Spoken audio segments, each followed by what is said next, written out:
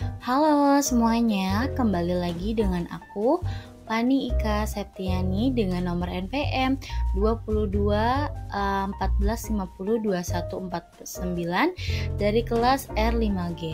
Oke, dalam statistik inferensial kali ini kita akan membahas tentang distribusi rata-rata dari sampling ya. Distribusi sampling dari rata-rata. Oke, lanjut ke contoh soalnya ya.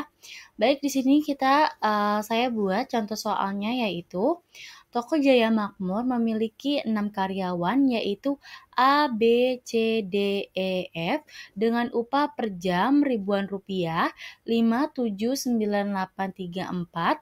Jika upah yang diperoleh itu dianggap sebagai populasi, maka tentukan A. Rata-rata sampel dari 4 unsur, upah dari 4 karyawan. B. Rata-rata dari rata-rata sampel. C. Simpangan baku dari rata-rata sampel. Oke, baik. Berarti di sini kita harus menentukan 3 dari ini ya, teman-teman. Lanjut ke penyelesaian, yaitu yang pertama. Di sini kita ngitung yang A dulu ya. Untuk pertama kita menghitung banyaknya sampel yang mungkin ya. Nah, di sini kita pakai rumus, kalian boleh lihat nanti di buku untuk rumusnya. Di sini C, N-nya ini N besar, N kecil di sini ya rumusnya. Nah, maka didapat N ini itu dari jumlah karyawan, sedangkan yang 4 ini dari yang contoh soal pertama yang disuruh cari 4 unsur dari 4 karyawan ya. Maka hasilnya adalah 6 faktorial dibagi 4 faktorial dikurang 6 kurang 4 hasilnya adalah 15 ya. Lanjut lagi ke yang langsung menentukan sampelnya. Baik, sebelum menentukan sampel dari 15 buah ini, kita harus tahu teman-teman, ini 5 sama 7 dapat dari mana, 5 sama 9 dapat dari mana. Oke, ini aku bakal jelasin ya.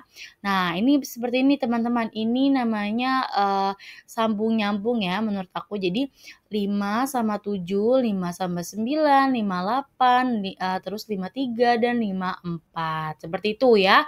Nah, 3 sama 4 terakhir ya. Maka ditentukan di sini ada 15 buah ya. Kan di sini 15, maka sampelnya juga harus ada 15 ya. Maka 5 dengan 7, 5 dengan 9, 5 dengan 8, 5 dengan 3, 5 dengan 4, dan sebagainya sampai 3 dengan 4 ya. Teman-teman pasti bingung ya, ini 6 dapat dari mana, 7 dari mana, 6,5 dari mana ya. Ini itu teman-teman untuk menentukan tabel distribusi sampling rata-rata. Nanti kita akan membuat tabelnya, maka kita tuh harus menentukan frekuensi untuk menentukan X-bar-nya seperti itu ya. Untuk menentukan X-bar-nya teman-teman ya. Untuk menentukan X-bar-nya ini gampang banget ya. Jadi 5 tambah 7 bagi 2 ya, berapa tuh? 5 tambah 7, 12. 12 bagi 2 sama dengan 6, betul ya. Nah, sampai di sini itu masih sama, maka hasilnya ada 6, 7, 6,5, 4, 4,5, 8, 7,5, 5, 5,5, 8,5, 6, 6,5, 5,5, 6, 3,5 ya. Oke, lalu selanjutnya kita akan membuat frekuensi di tabelnya ya. Nah, membuat frekuensi kita harus mengurutkan dari terkecil dulu, dihitung dulu jumlah berapa dari frekuensinya. Misalnya 3,5 ada 1, 4-nya ada berapa nih? 4 cuma ada 1 ya teman-teman ya nih. 4 cuma ada 1, 4,5 1, terus 5-nya ada 1 aja nih, 5 1. 5,5 ada berapa? Ada 2 ya. 5,5 ada 2. Lalu 6-nya ada 3. 1, terus 2 dan 3. 6,5-nya hanya 1 nih, 1 ya. 7. 7 mana 7? Kita lihat di sini 7 ada.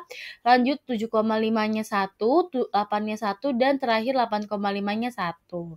Oke, selanjutnya kita langsung beralih ke tabelnya ya. Setelah tadi kita sudah hitung dari X-bar dan frekuensinya, bahwa kita dapat diketahui ya, X-barnya ada 3,5, 4, 4,5, 5 dan sebagainya. Lalu frekuensinya udah kita hitung juga, hasilnya adalah 15. Nah, lalu apalagi nih ya untuk menghitung probabilitas ya. Cara menghitungnya bagaimana ya? Oke. Jadi frekuensi satuan ini dibagi dengan jumlah hasil dari frekuensinya. Ini 15. Jadi 1 bagi 15 berapa hasilnya? 0,07. Teman-teman boleh cek di kalkulator masing-masing ya. Teman, lalu jumlah dari probabilitas ini harus 1 ya. Walaupun belakangnya misalnya 1 0,2. Yang penting depannya ini harus 1 ya teman-teman. Nggak boleh 0, atau 2, dia harus 1 depannya. Oke, maka selanjutnya kita akan menghitung ke B ya, rata-rata dari sampelnya ya. Di sini teman-teman juga boleh lihat rumus dari menghitung rata-rata dari sampel. Itu ada new ya, ini new, oke. Sama dengan 5 tambah 7 tambah 9 tambah 8 tambah 3 tambah 4. Ini dari mana sih Kak ya?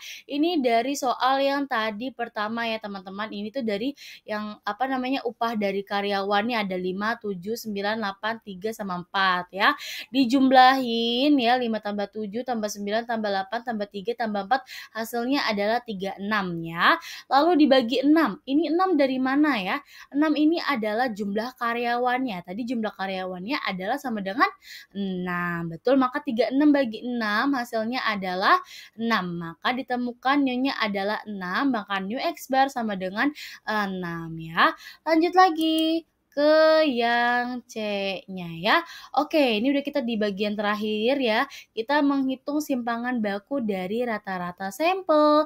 Maka dapat dihasilkan, teman-teman juga boleh lihat kembali ya rumusnya ya. Di sini ada rho ya.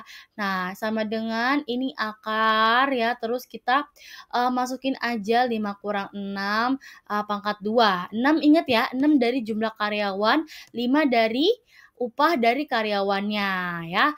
Oke, dipangkatin 2 ini dari rumus dibagi 6. Ini 6 sama ya. Ini 6 itu adalah jumlah karyawannya ya, N besar atau N besarnya. Ya, maka dapat dihasilkan adalah 0,88. Teman-teman boleh cek di kalkulator ya.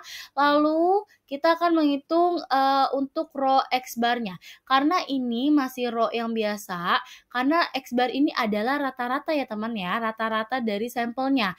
Ya, maka di sini rho X barnya di sini rumusnya aku tulis adalah rho dibagi N pangkat N lalu dikali ya akar pangkat N kurang N dibagi N kurang 1.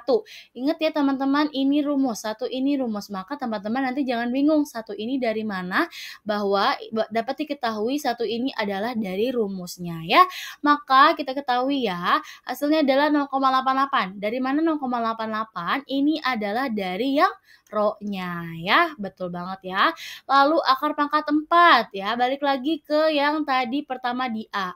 N kecilnya adalah 4, betul. Maka akar pangkat 4 lalu dikali dengan akar pangkat 6 kurang 4 dibagi 6 kurang 1. Maka hasilnya 0,44 dikali akar pangkat 2 bagi 5 hasilnya 0,27828 0,4341. Ya, di sini aku ngambil di 2 di belakang koma ya, maka hasilnya 0,27. Oke.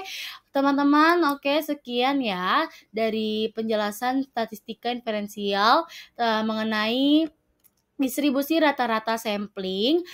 Jika ada kekurangan mohon dimaafkan. Wassalamualaikum warahmatullahi wabarakatuh.